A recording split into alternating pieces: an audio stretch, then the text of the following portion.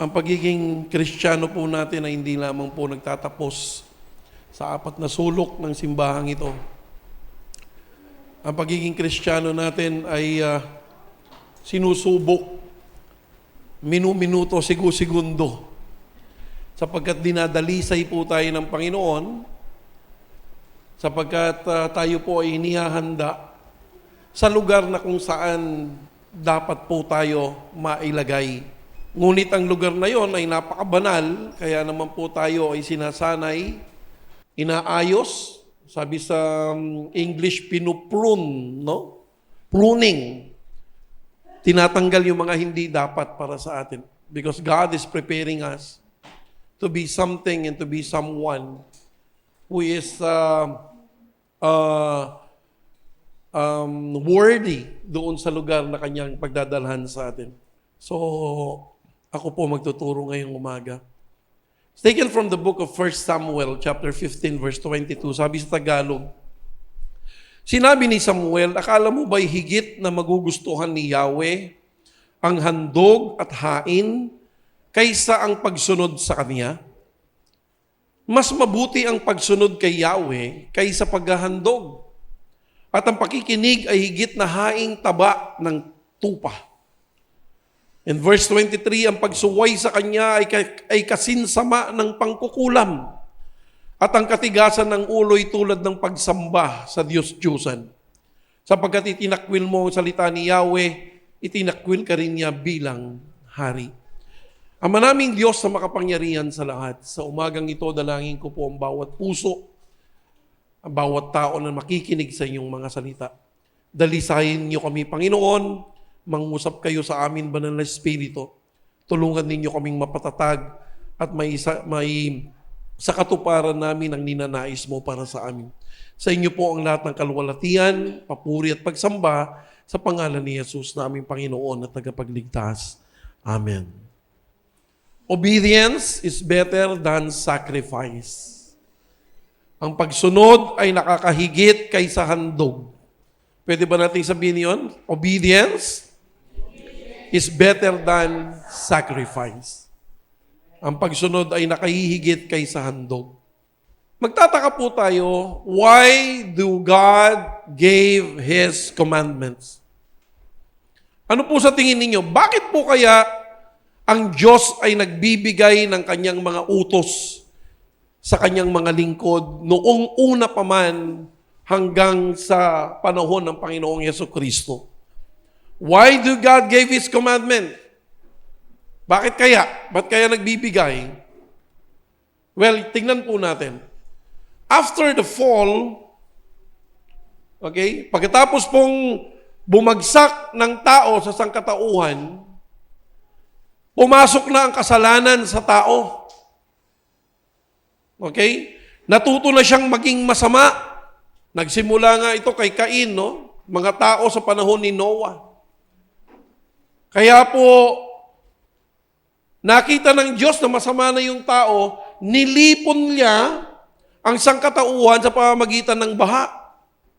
Sabi po yan sa Genesis chapter 6, verse 5 to 8, nakita ni Yahweh na laganap na ang kasamaan ng tao sa daigdig.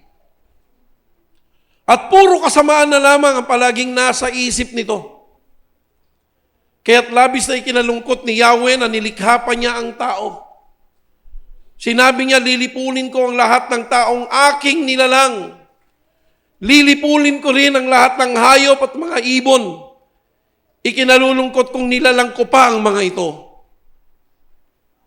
But in verse 8, sabi niya, ngunit si Noe ay tanging kalugod-lugod kay Yahweh. Siguro kung hindi dahil kay Noe, wala nang sangkatauhan ngayon. Sapagkat ang nais ng Diyos ay lipunin ang lahat ng kanyang nilalang. Ngunit dahil sa mayroon siyang nasumpungan na isang taong tuwid kay Yahweh, hindi po ito tuluyang nalipol ang lahat ng tao. In Genesis chapter 6 verse 9, ito ang kasaysayan ni Noe. Matuwid at mabuting tao si Noe noong kanyang kapanahunan. namuhay siya ayon sa kalooban ng Diyos. Alam nyo, after pa ni Noe, anong nangyari? Lalong sumama ang mga tao. Biruin mo, hindi pa rin sila natakot. After ng malaking baha, sila Noe na lang ang natira, nagpakarami uli sila, pero ang tao ay nagpakasama pa rin. They even tried to reach the heaven sa pamamagitan ng pagtatayo ng Tore ni Babel. Ito ang dahilan kung bakit ang lingwahe ng tao ay nagkaiba-iba sapagkat ginulo ng Diyos ang lingwahe ng bawat sangkatauhan. Sapagkat noong mga panahong yun ay natututo ng magkaisa ang sangkatauhan upang abutin ng Diyos sa sangkalangitan. Kaya naman nagulo ang mga lingwahe natin. Magugulat ka po. Merong English, may Espanyol, merong kung ano-anong mga salita. Tama po ba? And men become uncontrollable sa paggawa ng kasalanan. Ang naging ugali ng mga tao, kapag may lingkod ng Diyos upang sila ay pangunahan, nakikinig naman. Sila po ay nakikisipagtalima sa mga habilin ng Diyos. Kapag nawawala o namamatay na ang mga lingkod na ito, nagkakanya-kanya na ulit sila at gumagawa ng masama. Sa panahon ni Noe, okay sana. Kaya lang, nung namatay na si Noe, wala na naman. Balik na naman sa dati ang sangkatauhan. Kaya naman, sa panahon ni Moses, inatasan ng Diyos na ipunin ang lahat ng batas na ibinigay niya mula pa noong umpisa. Mula kay Adam and Eve, kay Abraham, hanggang sa panahon ni Noe, ang ginawa ng Diyos sa kanya, ipunin ang lahat ng batas. Lahat ng sinabi ko, lahat ng habilin ko sa kanila, ipunin mo. Bakit? Upang mawala man si Moses, yung batas ay mananatili bilang guidelines ng mga tao kung ano ang dapat nilang lakaran. Nakita niyo po yung pag-iisip ng Diyos. Ito ang tinatawag nating commandments of God. Kaya po naisulat po yon. Kaya lang yung mga tao, ang sinasabi nila, Mosaic law. Sinabi nilang Mosaic law kasi nga ipinagkaloob ang mga batas na ito sa panahon ni Moses. Ngunit sa totoo lang, Moses ay inatasan lamang siya na i-compile ang lahat ng law ng Diyos. Upang nang sa ganon mawala man si Moses, mananatili ang batas na ito upang merong silang guidelines sa kanilang pamumuhay bilang isang mananampalataya ng Diyos. Sa panahon natin ngayon, we focus on grace and mercy. Marami po mga preachers ngayon, they disregard the law. But I want us to see kung kailangan ba nating i-disregard yung law o hindi. Okay? So, may tatlong kadahilanan na pagbibigay ng Diyos sa kanyang mga utos. Una, dahil ang tao ay nabubuhay sa under Adamic nature which is fallen, nagkasala, ang law o ang batas ng Diyos ay magsisilbing proteksyon. Ito ang maglilimita sa maaaring ikapahamak niya. Sapagkat kung merong batas na sinusunod ng isang sangkatauhan na uncontrollable na, yung gagawin niya na yung gusto niya nang gawin, at wala na siyang sinusunod, mapapahamak talaga siya. But because of the law, okay, it served as a protection doon sa sangkatauhan. Paano magiging protection? Tingnan nyo, you can just imagine sa traffic. Kung lahat tayo nagda-drive at walang batas sa kalye, ano sa tingin ninyo ang mangyayari? Magulo. But because of law, okay, first to stop, first to go. Sino po nakapunta na sa inyo rito sa Subic? Ha? Sa Subic, mga kapatid, walang traffic light, ang pinaka-rule nila doon, pero ngayon, meron na rin traffic lights, no? Pero ganun pa rin yung rules. Okay? Pag ikaw ay naunang, nasa intersection kayo, ikaw yung unang dumating, hihinto ka muna. Miski walang dumadaan na sasakyan. Pagkahinto mo, at walang dumaan, ikaw yung unang huminto, ikaw naman yung unang aalis. That is the law. At napakaganda po. Napakaganda. Minsan nahuli kami doon. Yung kuya ko nahuli. Okay? Alam mo, mahihiya ka. Sasabihin ng pulis sa'yo, kasi mga CCTV lang eh. Paglagpas mo, paparahin ka doon sa dulo. Hindi pa pwedeng sasabihin mo, hindi ko po kasi alam. Hindi. Ignorance of the law is not an exemption. Okay? Pagdating po doon, nahuli kami. Sabi niya, alam nyo, kung hindi nyo lang din naman kayang sumunod sa batas namin dito sa Subic, huwag na po kayong pumunta rito. Pwede na po kayong umuwi sa Manila. Nakakaya, ano po? Ha? But because of this law, it serves as a protection. Malilimitahan ang pagkapahamak nating lahat. Mahalaga ang pagsunod ng batas. Amen po ba? Ha? Ito po ay magsisilbing proteksyon sa bawat isa sa atin. Ano pa?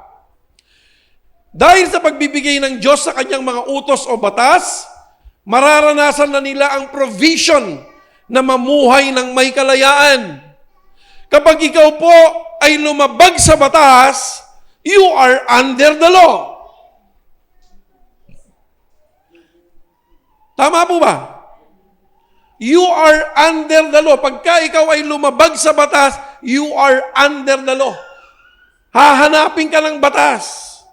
Pagbabayarin ka ng batas sa kasalanang nagawa mo. Amen po ba? But because you are a good and abiding citizen, naka-red light, huminto ka, okay?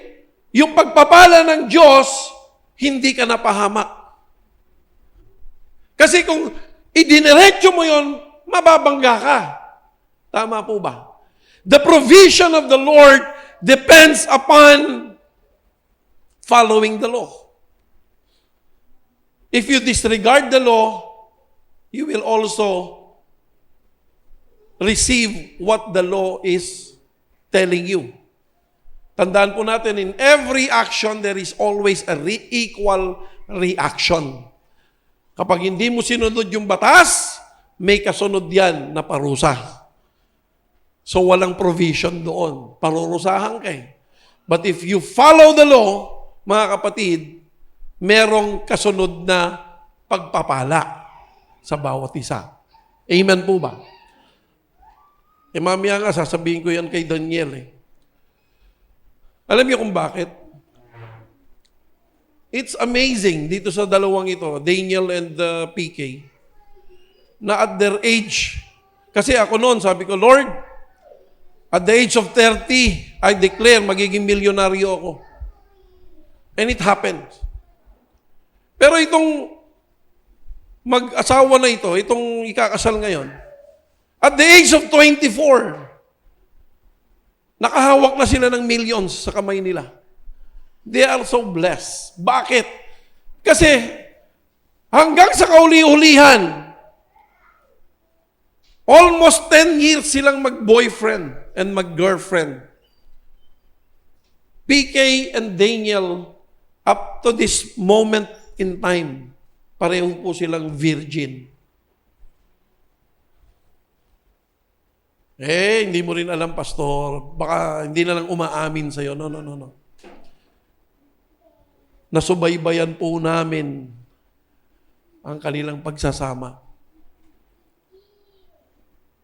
Siyempre, kaming mga lalaki, pagka nagkasama-sama, tatanong, naka-first, ano ka na ba dyan? Siyempre, lalaki, pride yan, mayabang yan. Sasabihin, siyempre, ako pa. But Daniel never, na sinabi niya yan. Kaya sabi ko, if you follow the law, God will provide and God will bless you. At their age, 24, ang ganda na ng kanilang blessings, estado sa buhay. Manghalang na gano'n ang mga nangyayari. Amen? Tinanong ko nga si Von at saka si Tin. Ikaw, Von, saka Tin, nung ikinasal ko ba kayo, gano'n din kayo? Opo. Opo. Purihin ng Panginoon. Von and Tin, sila lang naman yung bumili ng 2 bahay namin. So silang dalawa, nabili nila yung 2 unit, which is 7 million. No, I'm not bragging anyone or I'm not bragging. I am telling you that if you follow the rule of law, there will always be a blessing that will come. Hello? Nakita niyo po yung ibig ko sabihin, mga kapatid? Number 3, bakit nagbigay ang Diyos ng utos? Ipinagkaloob ng Diyos ito sa puso ng tao bilang protocol na maunawaan at sumunod tayo sa Diyos bilang dakilang manlilikha.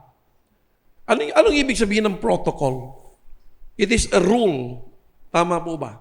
It is a rule that you need to follow. Amen?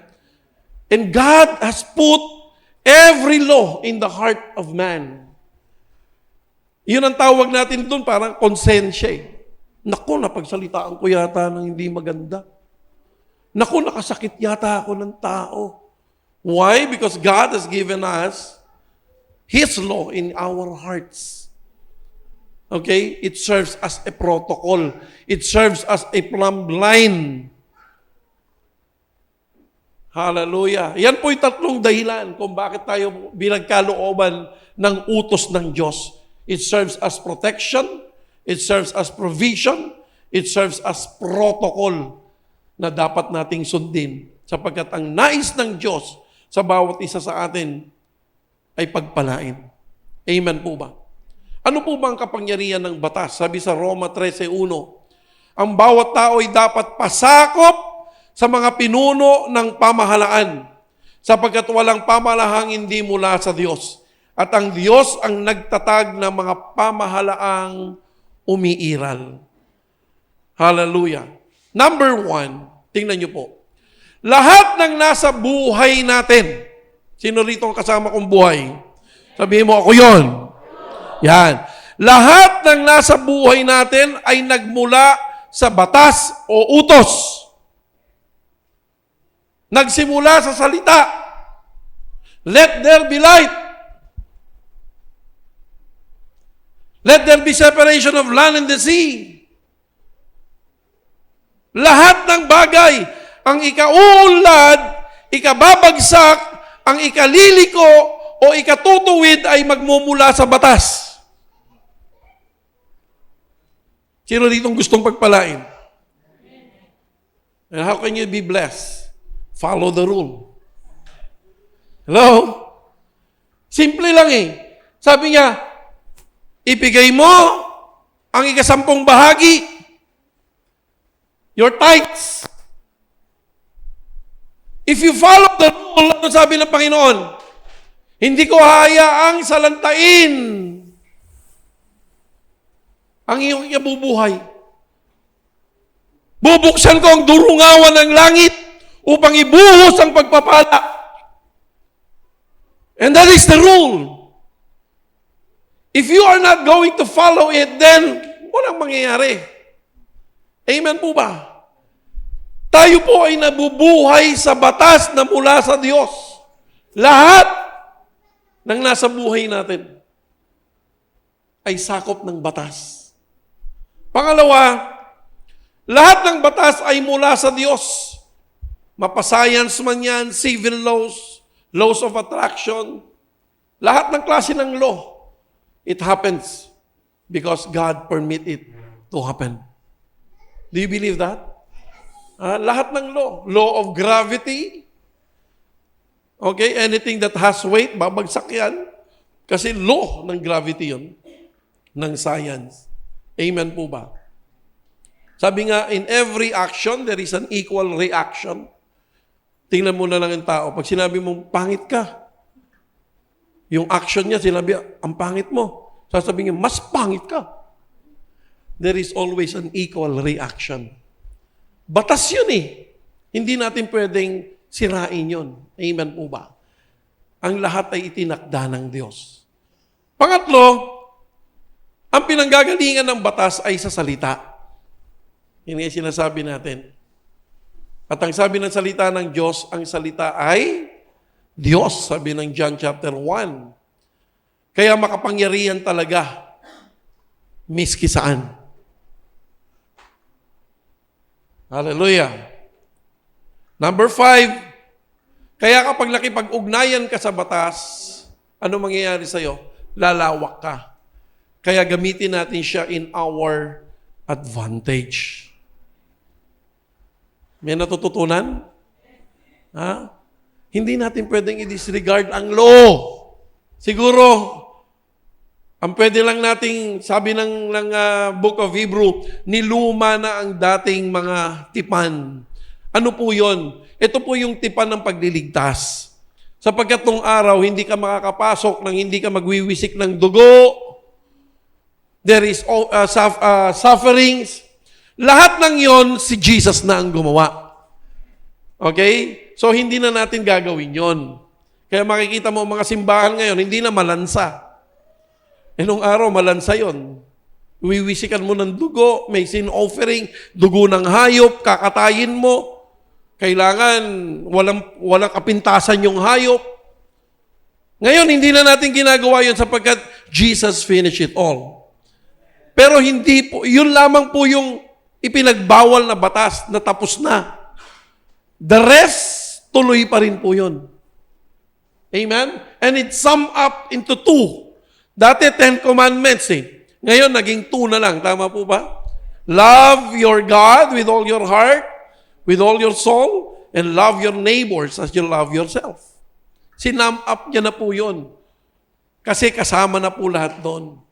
Kaya mga kapatid, ito ang dahilan kung bakit higit na mahalaga ang pagsunod kaysa handog. Sino rito ang gustong mabago ang kanyang buhay?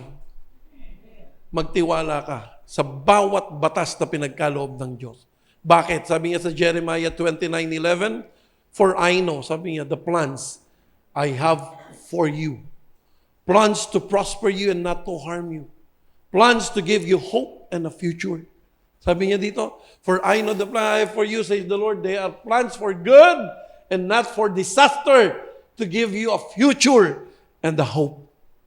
God has established His commandments for the goodness of each and every one of us. Amen po ba? That is why we worship God. We glorify His name. Napakatalino po talaga ng Diyos. Kailangan lamang nating magtiwala ng husto sa Kanyang mga salita at sumunod. Amen po ba?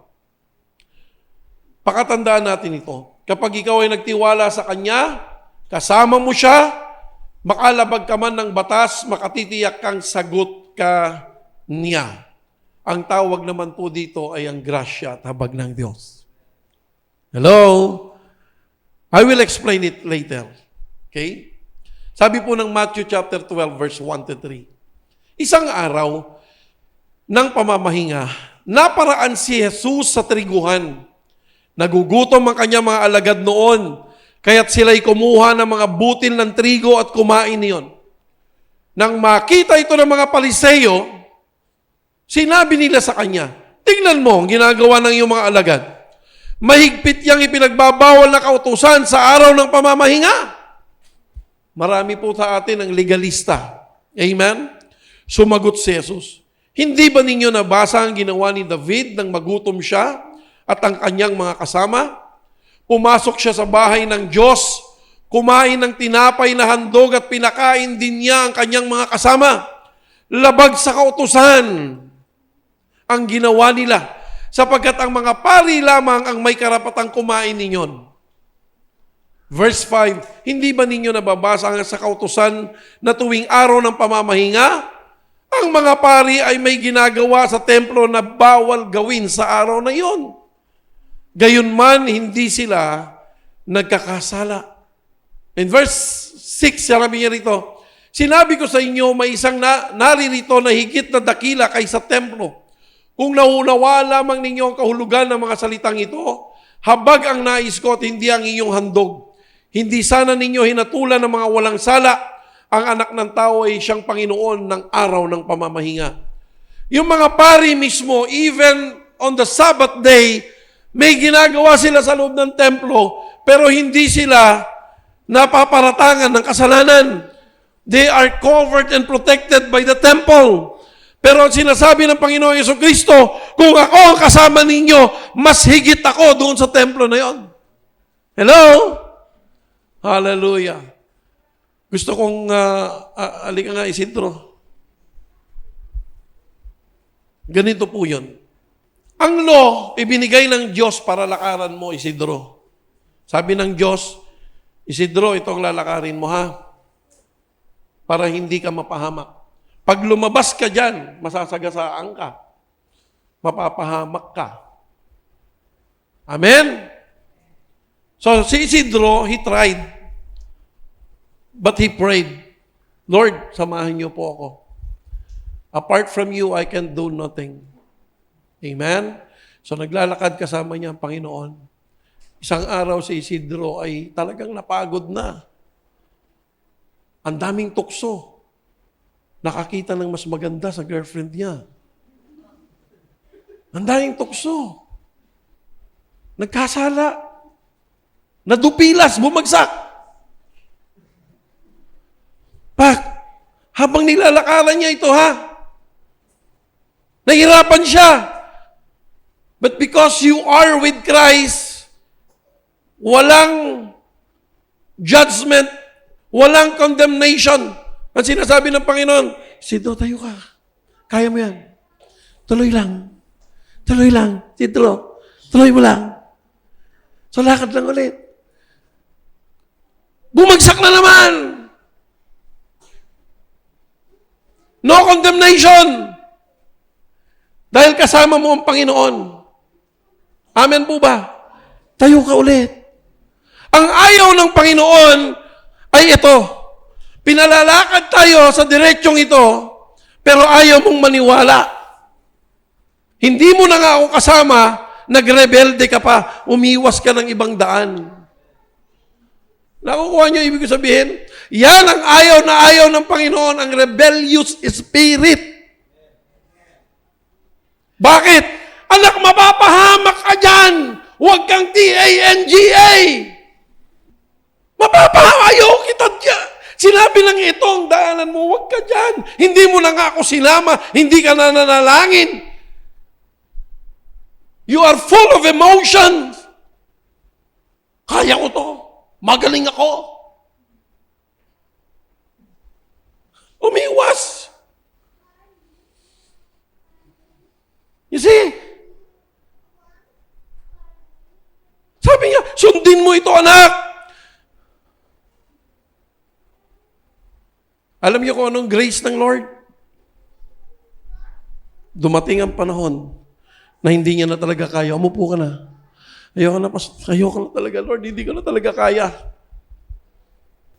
Pag nakita niya lang hindi niya na kaya, sabi ng Lord, sabi ng tao, kanina, 4 ang paa naglalakad sa dalampasigan. Pero bakit kayo 2 na lang? Ay sabi ng Panginoon, alam ko hindi ko na kaya. Yung nakikita mong paa dyan, akin na yan. Dahil buhat-buhat na kita.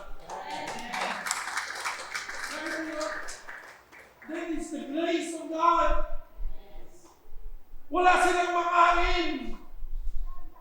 Pero pinayagan ng Panginoon na kumain sila kumuha sa triguhan. Because only God can violate His own law.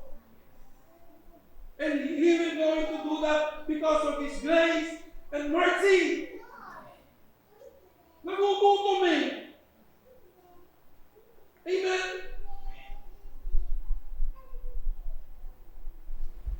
Ang pinakaayaw niya yung didiskarte ka na hindi niya kasama. Lumalayo ka, nagmamagaling ka, nagmamaru ka. Nagmamarunong. Sabi niya, acknowledge me and I will direct thy path. Sabi niya, trust in the Lord with all your heart and lean not on your own understanding. In all your ways, acknowledge Him and He shall direct thy path. God understands how weak we are. Thank you, anak. Nauunawaan ng Diyos kung gaano tayo kahina. Alam ng Diyos kung gaano. Alam ng Diyos na mahihirapan ka lakarin. Alam ng Diyos na ang tao ay pasaway. Pag sinabing bawal mag-doorbell, nakaw, gawain namin yan nung araw. Bawal mag-doorbell, bawal daw, oh. Ting, ting, ting, ting, ting, ting. Abay takbo. Alam ng Diyos yon. Alam ng Diyos kung gaano tayo kahina. Amen? Pero ang gusto ng Diyos, we are trying our effort every day to walk in His path. At least we are trying. We are humbling ourselves. Yes, mahirap na. Masakit na sa damdamin. Ang hirap lumunok ng pride. Ang hirap magsabi ng suri. Ang hirap. But at least you are trying. Yun ang gusto ng Diyos. Na kaya mo yan. Kaya mo yan. Kaya mo yan. Hanggang sa masanay ka ng ginagawa mo. Amen po ba? Pag hindi mo na kaya, ang Diyos hindi papayag na hindi ka niya buhatin. Hanggang sa makarecover ka at ibabalik ka niya ulit. You can do it. Come on, do it. God is so good. God is so good. Amen po ba? May natututunan po ba? Sabi po niya sa Mateo 9:11 to 13, nang makita ito ng mga Pariseyo, tinanong nila ang kanyang mga alagad, bakit sumasalo ang inyong guro sa mga maniningil ng buwis at sa mga makasalanan? Narinig sila ni Jesus at siya ang sumagot, hindi nangangailangan ng manggagamot ang walang sakit, kundi ang may sakit.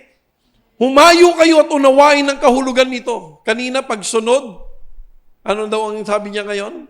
Habag ang nais ko at hindi ang inyong handog. Sapagkat naparito ako upang tawagin ang mga makasalanan, hindi ang mga matuwid. Can we say hallelujah? Nakita niyo kung gaano kabuti ang Diyos? In conclusion, sabi niya, law is founded in love. Dahil sa pag-ibig, ayaw niya na tuluyan tayong masira. Sa pamamagitan ng batas, malinimitahan ang damage sa atin. Ibig sabihin, may protection ka. Law was not given para tayo po'y pahirapan. Law was given, founded in love. Para hindi ka po mapahamak. Ipinagkaloob ang batas sa atin. Ano pa? Dahil sa pag-ibig, naglagay siya ng sukatan kung gaano lamang ang makukuha mong biyaya sa pamamagitan ng pagsunod mo. May provision ka. If you want to gain more, then give more. Yan ang sabi ng salita ng Panginoon eh. Kung anong sukat ng iyong pinagkaloob, yun din naman ang sukat na iyong matatanggap. Amen po ba? Kung maliit ang sukat na pinagkaloob mo, ay maliit din tatanggapin mo. Huwag ka mag-expect ng malaki. Amen po ba? Nang dahil sa pag-ibig niya sa atin, naglagay siya ng batayan sa ating mga puso upang hindi tayo maligaw sa pagsunod sa Kanya. May protocol na nakatanim sa bawat puso ng tao na sumasamba sa Kanya. Amen? So from now on, you always believe and trust God in everything. Sa lahat ng bagay, lahat ng rules, galing sa Diyos yan. Huwag na huwag po natin i-violate yan at pinakaayaw niya po sa atin is to become rebellious in Him sa lahat ng Kanyang utos. To God be the glory, mga kapatid. Palakpakan po natin ang kadakilaan ng Diyos.